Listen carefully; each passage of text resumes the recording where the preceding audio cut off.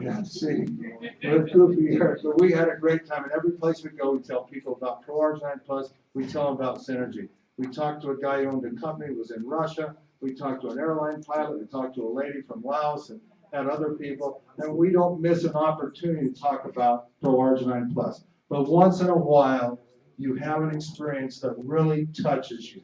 I mean, it really touches your heart. That happened to me about between Christmas and Thanksgiving. Okay, I was having my hair cut, and I go to this place up in Highland, and I know these girls really well, and I tease them, we have fun, and there was a lady in there, and her name was Kirsten, and she was 4 or 5 months pregnant, and I said, how you doing? And she goes, well, I'm doing good, and I go, well, you know, what's the deal? Because she wasn't as lively as all these other girls. I go, what's the deal? And she talked about her husband and how he came back from war with post-traumatic stress and the difficulty it was causing her in her life and how much she loved her husband, but he didn't come back the same guy because he went out and saved our country so that we can do the things that we do. And these are my real heroes. Everybody knows, you know, I grew up in baseball, and Willie Mays and Willie McCovey and all the Giants were my heroes. I mean, I love these guys. If Willie Mays had a bad day, I had a bad day. If the Giants didn't win, I had a bad day. But I've changed. My heroes now are the people who protect our country. And Kirsten was talking about her husband, and he's here tonight. He's a special guest. Chris, could you come up? This is my hero. Right here. This is my guy.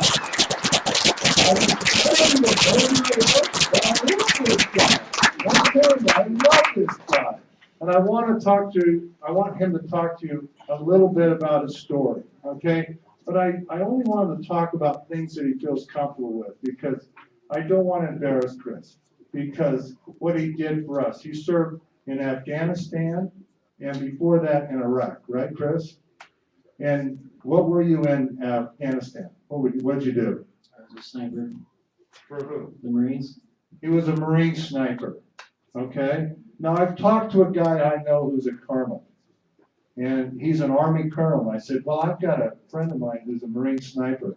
He goes, that's a special breed of soldier, Dane. That's a special breed of soldier. This is a sniper. I want to ask him, you came back with post-traumatic stress, Chris? Yes. You came back with post-traumatic stress? Yes. And what did they do for you? Pills. Go ahead, tell us a little bit about what happened. I came back in 2010. Sorry, this is kind of unexpected. I came back in 2010. I served over in 2009, 2010 in Afghanistan.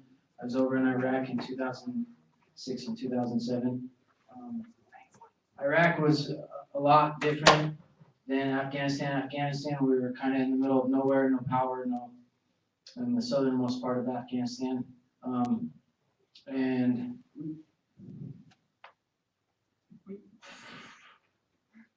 we lost a lot of good guys. And when I got home, I wasn't the same.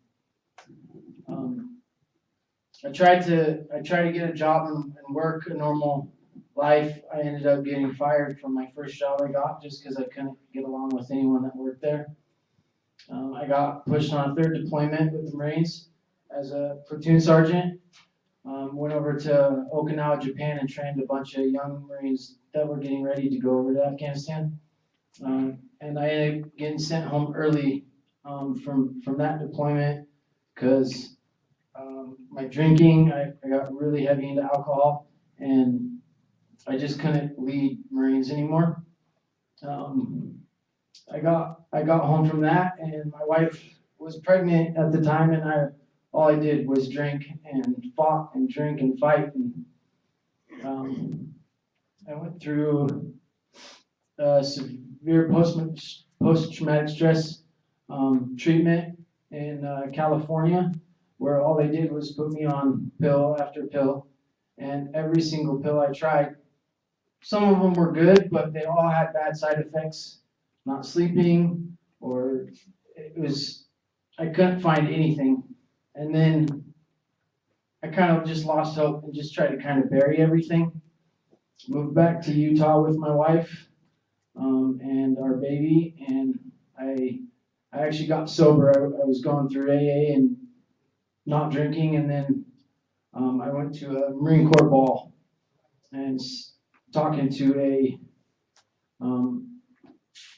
he was a major, retired major. He was about 75 years old, 3 Purple Hearts, fought in some of the hardest fights that the Marines have ever fought in, and it just brought me back to Afghanistan, and I started drinking again that night. And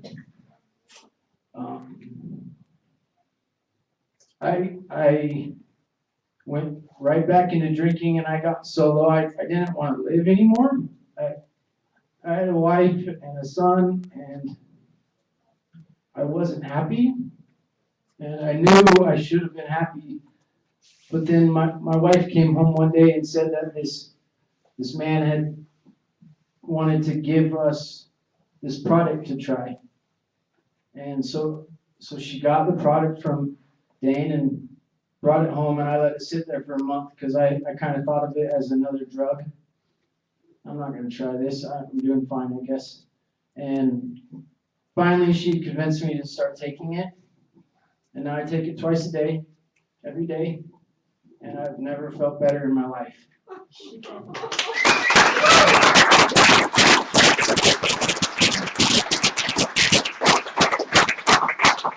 And I have a lot of friends that have issues like I did. And when you're dealing with Marines like this, it's hard to get to them because they don't think they need help.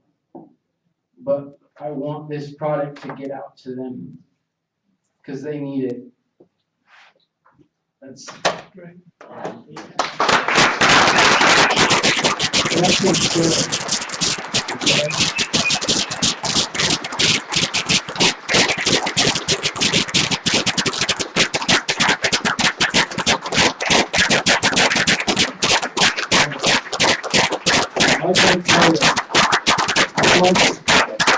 I love our military people because they allow us to do what we do because they're out there on the front lines fighting for us. And we do everything we can for these people. And I've been all over the world. Everywhere I go, I talk about Pro-Arginine Plus to anybody. But sometimes there's just somebody special that you give it to, and it changes their life. Chris told me, you're 26 now, right, Chris? When he was 25 years old, he said he was sitting on his couch, and he had his head in his hands, and he was going, do I have to live my life like this? Do I have to live the rest of my life like I'm feeling now?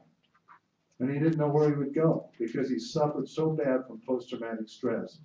He was on how many medications, different medications? 15 different medications, okay? That's what they were giving him. And really, it'd take his medication, but it'd make him feel so bad that he couldn't function as a human being, he told me. But if he didn't take it, he'd get anxiety attacks. He was in a catch-22. He had nowhere to turn. And so when I saw his wife that day, I said, you wait right here. I'm going to go give you some Pro-Arginine Plus. I want you to give it to your husband. Because I've had other experiences with this, with post-traumatic stress. And then she left me a message one day, because Chris wouldn't take it between Christmas and Thanksgiving and Christmas, right, Chris? Because he was worried what it might do for him over Christmas, she told me, but really he probably didn't believe it would do what it did. And now he's a totally functioning human being because of Pro-Arginine Plus. And we can do this. We got to get it out. Chris wants to help his buddies now, and he wants to help the people. And this is just one experience, but this one's touched me like none other. None other. After I heard from Chris, I said, his wife, I said, Kirsten, you bring Chris over. I want to talk to him. And so he came over to my house that night, and I talked to him about this. And we got him some more product, and he's still doing really well. And you've been on for a couple months, right, Chris? A couple months now. He's still doing well. This is what we can do, people. We can help people. We have to open our mouths and let people know. There's been people up here that said that Dane saved my life because he introduced me to Pro-Arginine Plus. Well, you know, nothing's touched my heart like Chris has. Nothing has. And I walk around and I just think about it. Chris has a beautiful wife. I mean, I love his wife too. He just had a new little baby boy. And I can't tell you what this has done for me. And I don't have to do this anymore. I really don't. I don't have to travel. I don't have to do anything because I make more money than I ever thought I'd ever make. But that's not why we do it. We do it to go out and help people. How many other Chris's are there out there? We got to go find these people. These are our heroes. These are real heroes. Not these guys that get up and sing songs on the stage, or you know, these professional athletes or these politicians who cause us all these problems. This is our heroes. This guy. We got to go out and help these people. We have to help everyone. And that's what we need to do. So I know this has been hard for Chris, and the last thing I want to do is get him up here and say something that he doesn't want to say. I don't ever want to do that to him because I respect him too much for what he's done for our country and for each one of us. We got to get out there. We have something we can share with people. And I share it all the time, but nothing's touched me like this. So thank you, Chris.